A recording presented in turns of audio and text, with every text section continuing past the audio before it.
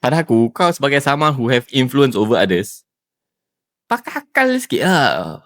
Kadang tak pakai akal pada aku macam, kau promote this kind of things, habis bila kau kena sound, kau nak defensif, apa jumpa live, naik live. Saya akan diam sudah pada aku. Naik kotak.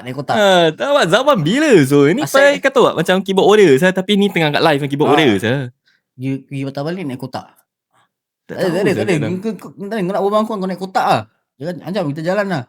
Dah gitu. Tapi okay. Ni aku tengok dari different perspektif Diorang trying to use, tapi kita gaduh kosong-kosong, berarti kita gaduh dekat live so that kau tahu dapat gift dapat apa. So make money off the gaduh lah.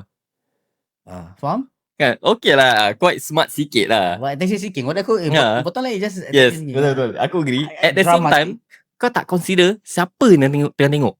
Yes. Budak-budak pun semua tengah tengok. Tapi if kau put in another perspective, asal parents pergi kasih budak-budak tengok? Betul juga. So siapa salah? Kisah-kisah hidup kita kongsi bersama, inspiration grows takkan pudar.